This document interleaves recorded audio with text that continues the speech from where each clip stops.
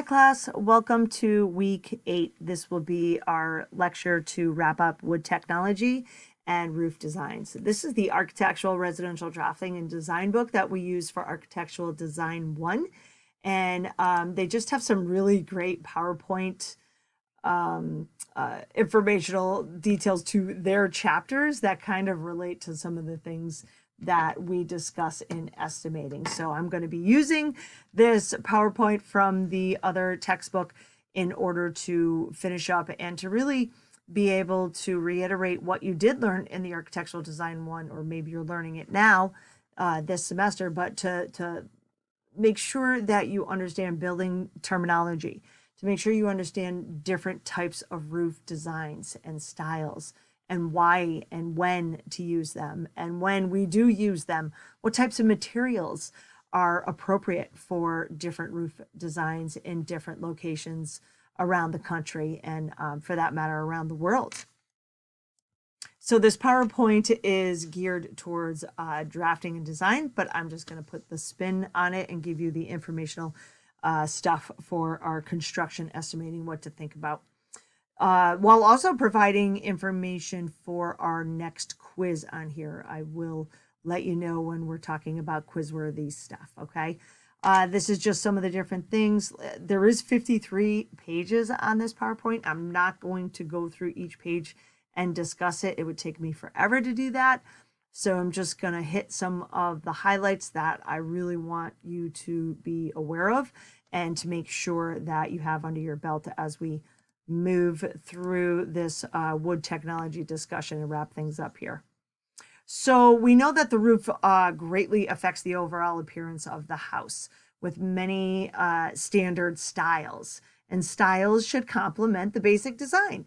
So different regions have different architectural styles, right? Like the Victorian homes in Springfield, Mass, and then the craftsman style houses out in Seattle, Washington.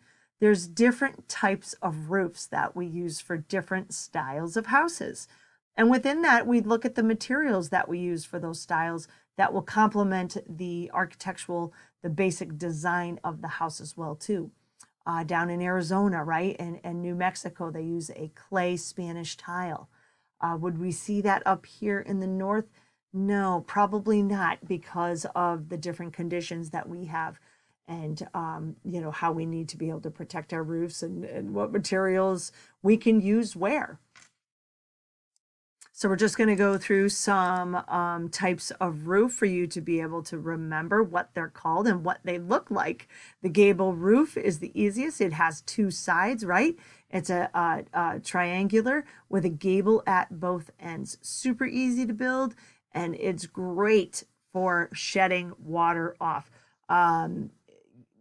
Easy to calculate as well too. We have a couple gables that we're going to be working on the house that we're quoting, and I'm going to be showing you how to calculate roofing shingles for different types, different gable roofs that we have on that house. So you have one ridge, right? And then, like I said, just two sides of the asphalt shingles. So also too, when we're thinking about estimating in the framing, we're just using rafters every 16-inch on center, and this is the length. Just like when we were talking about the wall, right? And I had you do the linear footage or the linear lengths of those walls on the east side of the house and calculate out the studs. This would be the same thing here in this gable roof. If this gable roof was 20 feet wide in this direction, east to west, west to east I was going, we would say, okay, 20 feet, we could convert 20 feet to inches by going 20 times 12, and then just divide by 16, because I said if our rafters are 16-inch on center, then we could calculate out how many rafters we need for a 20-foot length gable roof and multiply by 2, because you got two sides, right? So just thinking about structure and how we calculate out our wood structures. The winged gable roof. So this is where you have the gable roof that's kind of kicked out at the top. A lot of times this would be on a barn, maybe a 2-story barn, and it has like a barn door up top with a pulley system or something. So I can always picture that there. I'm trying to think, like cabins and such near water. I've seen this type of roof style. Hip roof, very classic style roof. You have 4 sides, a little bit harder to calculate than the gable roof when we're talking about materials and calculating out not only the finished materials, but also the framing materials. All of our roofs need to vent, and the hip roof is a little bit trickier for venting because typically we vent at the ridge, so that's the topmost part of your roof. That's the ridge. And then the soffit underneath, right? That soffit underneath. We learned a little bit about that last week, and there's some slides on this PowerPoint for you on the soffit area. So the wind comes in and it comes up into the roof. Remember I talked about this with those baffles that we put at those exterior walls to get that air to travel upwards towards the ridge of the roof. So again, that hip roof, not as good for ventilation purposes. The Dutch hip roof, so this is where you have different pitches, and you can see this in plan view. Here's our hidden line. Don't forget that's where your house is, right? And we could see from our valleys, we could see our ridge, but then we could see, there's this line break. And that's because we are looking at, in the isometric drawing here, we're looking at different slopes, different pitches. Flat roof is just that, right? Yeah, you probably don't want to do these in New England. They're more popular in warmer climates, right? Why? Because we have a lot of stuff that happens here throughout our seasons, don't we? We have, rain and snow and sleet and beating sun and everything else that you can think of here in New England. So this flat roof, one, would have to be engineered because of the weight of the snow and the ice and everything else that, we do get with our climate. But also to, water as well too. I would think about water and how water will penetrate through here, much quicker than any sloped. Now, the green roofs, of course, a living roof, that does have to be on a flat roof, but there's a whole system that happens on top of that flat roof as far as drainage goes and the buildup of the soils and, the grasses or what have you that you could be using on there. So different details to think about when we are looking at quotes and we're looking at estimating something. Does it need to be engineered? What is happening with that, with the loads, with the live loads and dead loads that we talked a little bit about as well. What's happening with those loads is going to dictate, what we're going to quote for our estimates. Shed roof, very popular. Less than a 312 pitch requires a built-up roof. So when we talk about asphalt shingles around here, which is the most typical shingle that you will find here in the region that we live in, but we cannot put those on anything lower than a 4-inch pitch. So very low slope, right? Very low pitched roof. And as soon as you hit that 3-inch pitch, so this is for every 12 inches we go over, we go up 3, right, in that triangle. This definitely requires a built up roof. So we're talking about water protection there. Again, cost on that is going to be much different than if you have a little bit of a higher pitch and you have water that's able to then fall off the roof easier. Gambrel roof, also known as a barn roof. Again, we're talking about 2 different pitches. As you can see, we have a super steep pitch on that bottom area, and then we have a more typical pitch, maybe a 10 or 12, and this bottom one's like a 20 or something for, whatever it is. Every 12 inches we go over, we're going up 20 inches or something. So this is to gain headroom up on a second floor of a barn, so it provides additional headroom. The mansard roof, very pretty, very difficult to build. This again will provide additional living spaces. So we have 2 pitches, and you can see in the plan view where the breaks are in the roof using those 2 different pitches. And then you have the A-frame roof. So this provides roof and walls for the structure. So the pitch allows for a smaller second floor. So you're talking about probably a loft area. This is a cabin type of design that I feel like when I look at this side elevation, and even when I look at the 3D view of this simple house, super simple to build, right? And really, really good for getting water off of the roof structure. So our thermal and moisture barriers, when you look at these different roof styles, right, you can almost tell, like, you know, what would be harder and what would be easier. And this A-frame would be just as easy as that gable, because that's what it is. All right, so then you have all sorts of crazy kinds of roofs, all sorts of different ones that you can imagine. Butterfly, yeah, there's a lot of buildup going on here with water and snow, and depending on where you're building this, right? So a lot of care would have to be taken into what kind of materials are being quoted for this type of a roof. Any of these crazy types of roofs, right? You really want to be aware of the waterproofing system and make sure that it's being installed properly and you're, you know, speccing it properly. Okay, so I'm just going to kind of go to the next one. Living roofs. So this is what I was talking about, or a green roof. Love these. I love these in large cities. I love traveling, especially before COVID. Can't wait to travel after COVID here, right? But you know, large cities, when I stay in large cities, the more and more and more I see these living roof, these green roof structures all over the place.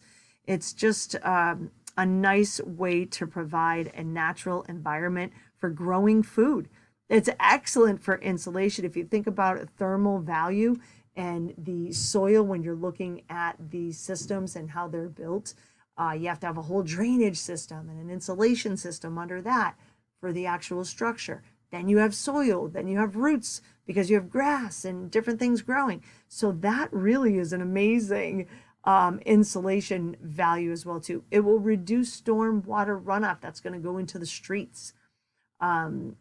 It creates a habitat for wildlife, and it could lower air temperatures in larger cities. So we, you know, obviously there are studies out there that show that cities are hotter, if not by 10 degrees, than if you were to go out of the city and travel into the farmlands or into areas of, what am I trying to say? Rural areas.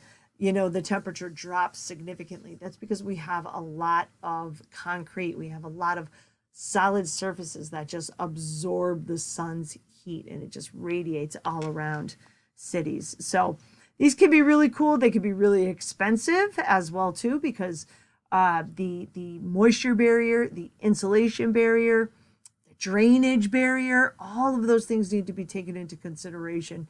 And a lot of work would go into quoting something like this.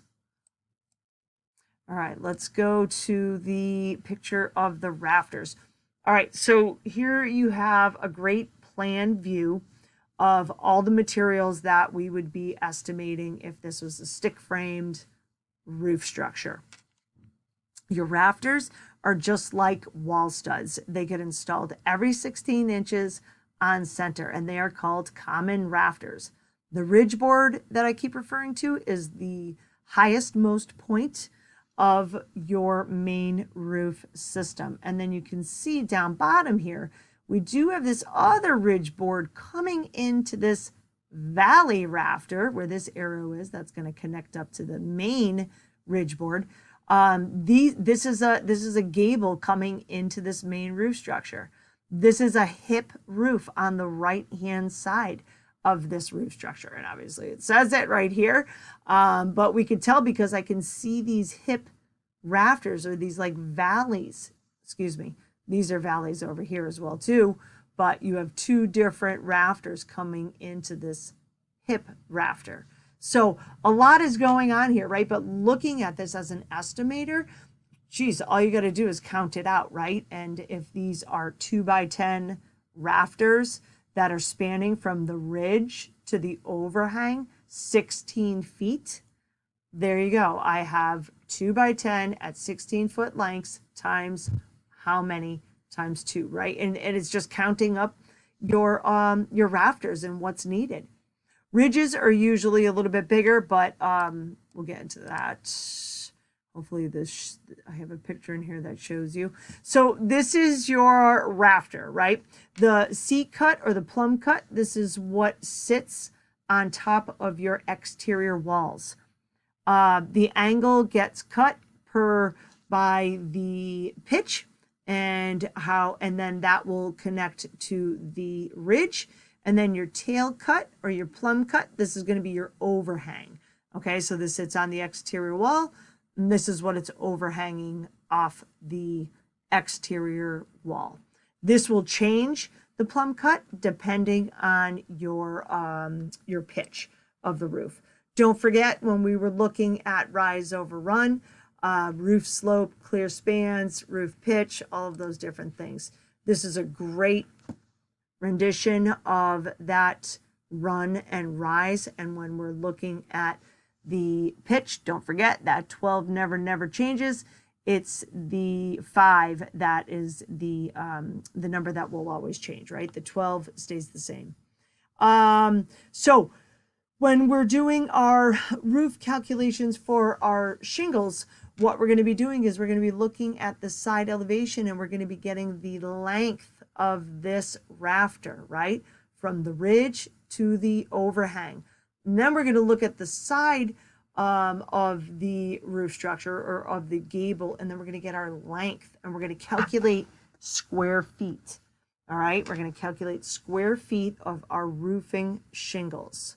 Now, we're also going to then divide by 100 because when we order roofing shingles, we order by the square. And there's 100 square feet in 1 square. Okay, so you'll have this on the PowerPoint as well. This is just showing how to draw it, so I'm just going to kind of skip over this. Rafter size depends on the spanned distance, and that spanned distance is the picture that I showed you of the rafter. This is the span distance. Talking too much here. Span distance. The rafter spacing, is it 12-inch on center? Is it 16-inch on center? Or is it 24-inch on center? 24-inch on center we usually do with truss roofs. But when we stick frame, it's always nice to go with that 16-inch on center. That is the most common spacing for our exterior walls, for our floor joists, and for our roof rafters. This is just rafters for ceiling joists. Our overhangs, this is another nice representation. I gave you some pictures last week of the overhangs, the open cornice, all right, where you can see that the overhang, this is the exterior wall here, okay? You have your ceiling joists coming in. We have our rafter coming down. Here's our plumb cut. It's cut, this rafter's cut out for it to sit on top of that exterior wall, and then the overhang. What's good for us here is we can see the different details as estimators that we need to be able to add certain costs associated with the finish work of these overhangs. You can also have an overhang that comes across like this, where this is the soffit. And this soffit typically is done in vinyl siding, right? And it's ventilated so that way you can have air come in and go up your rafter. But typically this would be in my siding quote. Here, I might have to do some added details as the carpenter to prepare for siding and or any finish details that need to happen here. Circular vent, we got a freeze board that needs to get put in. Is the siding contractor going to do that, or does a carpenter need to do that? Does the framer need to do that? So as an estimator, that's one of the things that I would highlight and find out how I needed to deal with that so I could include that cost with my roof structure. Closed, here we go. Gable rake, I'm just gonna go through this a little bit quickly here. Please feel free to flip through this PowerPoint as well. Like I said, it does have some really great information in here for when it comes to roof structures. Okay, roof trusses. So when we do a roof truss, I do a lot of roof trusses.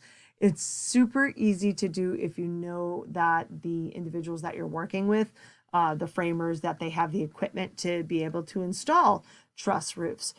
They're just a lot more cost effective as well. They're pretty much the same cost of buying the truss structures, right? Because these get engineered off site and then they get shipped to the lumberyard, and then the lumberyard brings them over to our job sites. And they come as a puzzle, and they come and you just put them every 16 or 24 inch on center. So it's a little bit different than framing it, but as long as the framer has the right equipment, this is a very easy way to get your roof structure on. Information needed to purchase the truss. All of this information is going to be found on your working drawings. The roof span, the roof pitch, the truss spacing. Like I said, is it 16 inch on center or is it 24 inch on center? That is definitely going to dictate the structure of the engineered truss. Roof loads. Is it 50 pounds per square feet? You know, what is the roof loads that are happening in the region that they're going to be building this structure with a truss roof. So just a bunch of details that they need to find out. Yeah, I said 50. So adequate roof load is about 40 pounds per square foot. Typical trusses they're made out of 2x4s or 2x6 lumber. And then these gussets are the fastening members, and they're the metal members that are put on at the web part. Here is a W-type truss.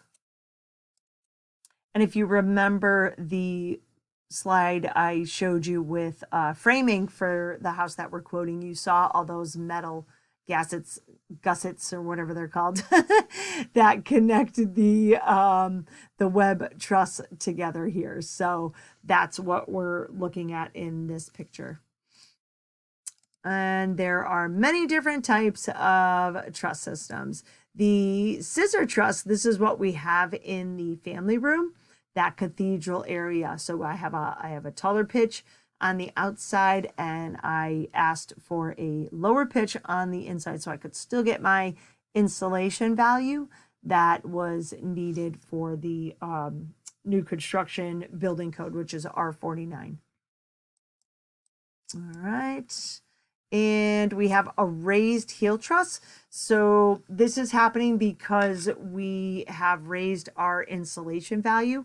When I say R49, that is the resistance, right? So we're going to talk about insulation in a couple weeks, but it pretty much, if my wall structure is an R21, the attic or the roof spaces need to be an R49.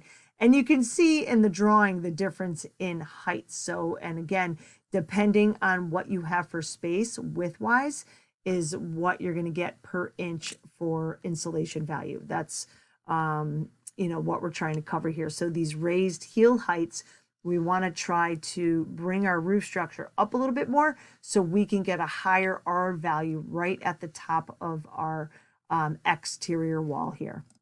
Ventilation is very, very important when we're estimating, and we can't forget about it. You have to look at your gables, see if there's any gable vents that need to be included in your siding costs, making sure you have a ridge vent included in your overall estimate. Super, super important. Here are some other ventilation techniques that are quiz-worthy stuff. Besides these being quiz-worthy information, your roof styles are also going to be quiz-worthy information on this PowerPoint as well. So we have our eaves, so through the soffit. Sometimes you'll see a roof vent that's actually installed right on the roofing shingles. Your gable vents obviously are in your gable end. The cupola vent is up on top in between. It's actually built kind of on top of the ridge, so it hits either side, but it's a great way for like a stack ventilation type of concept. And then you have your ridge vent, which so you have this little piece of roofing cap, if you will, that goes over the ridge and covers each side of the ridge where the shingles are, covering the sides of the roofs there. Another important estimating item that we can't forget about is flashing. So making sure that flashing is included in the price that we're getting either from the roofing contractor or that we're including it in ours. And there's different places that you need to be able to have flashing, okay? And there's different types of weather resistant flashing as well too. So making sure you're being really specific to your working drawings, making sure you're looking at your working drawings to find out what they're speccing is really important for you to be able to include in your roofing estimate. Is there a chimney? So does your project have a chimney? That's going to be a different flashing component and price that needs to be taken care of. Gutters and downspouts. This is a separate price when we're doing our roof structure. So the first thing, one of the things that we're going to do this week is our shingles on this roof, and then we will talk about the gutters and downspouts as well. Roofing sheathing. So this goes on top of the rafters. It is plywood or the zip sheathing.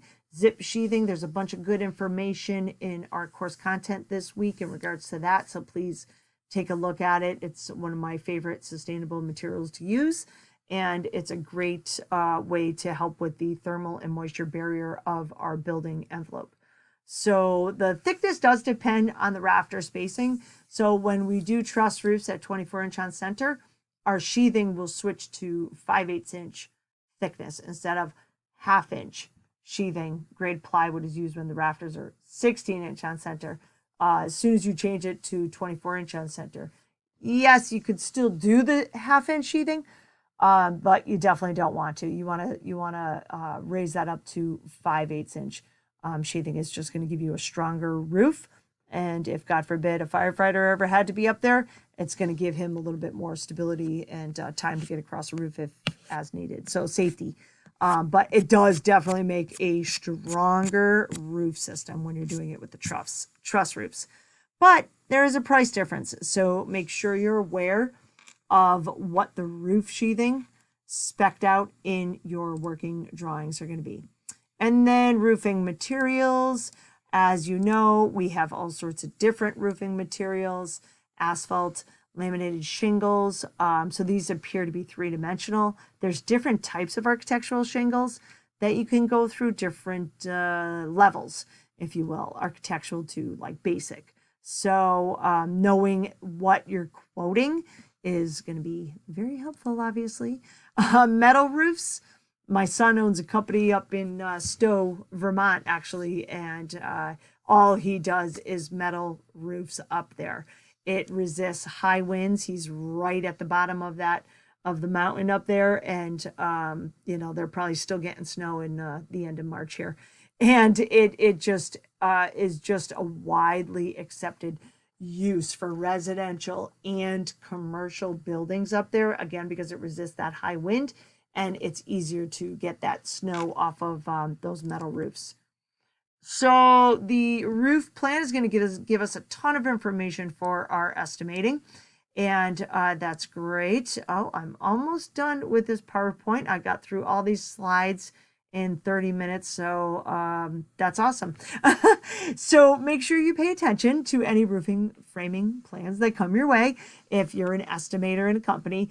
And you're looking for, what types of materials, you're looking for how are they doing it, stick framing or truss roof, what type of ventilation, is there anything in particular you're going to be doing for the flashing, is there a chimney, whole list of information, right?